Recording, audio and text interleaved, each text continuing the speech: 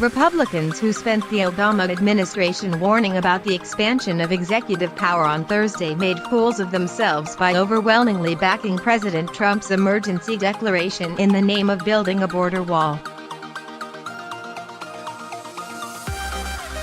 In the process, they did long-term damage to the conservative cause.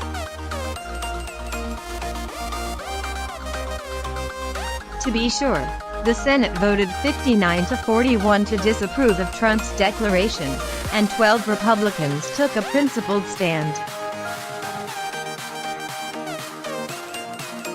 That Trump's action was given the thumbs down by majorities in both chambers of Congress could bolster court cases challenging Trump's executive action.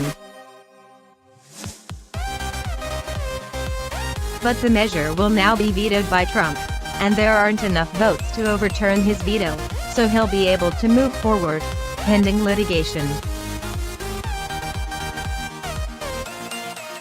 What's pathetic is that the overwhelming majority of Republicans signed off on the move. While consistent constitutional conservatives, including Sens. Mike Lee and Rand Paul held firm, other conservatives who often warn about the erosion of checks on executive power, prominently Sens.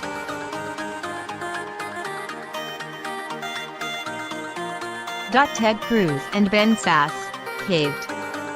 Thom Tillis, who actually wrote an op-ed outlining why he would vote against the measure, changed his mind when it came to vote. In explaining away his decision, Sasse said, "We have an obvious crisis at the border. Everyone who takes an honest look at the spiking drug and human trafficking numbers knows this, and the president has a legal path to a rapid response under the National Emergencies Act of 1976, NEA. I think that law is overly broad and I want to fix it, but at present Nancy Pelosi doesn't. So I am therefore voting against her politically motivated resolution." As a constitutional conservative, I believe that the NEA currently on the books should be narrowed considerably.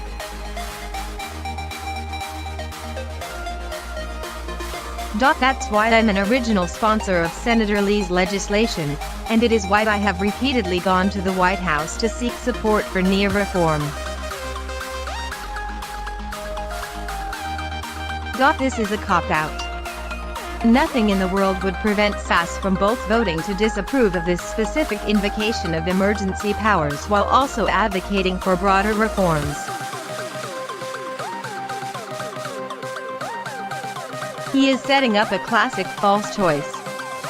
Sasse has in the past lamented the tendency of people to put their preferred outcomes over respecting process and institutional checks on power, and yet here he is, embracing a move because of the policy outcome. Even if you think Trump's actions are legal, which is debatable, it still would represent a novel use of emergency powers to advance a domestic priority after the president was repeatedly and explicitly denied it by Congress.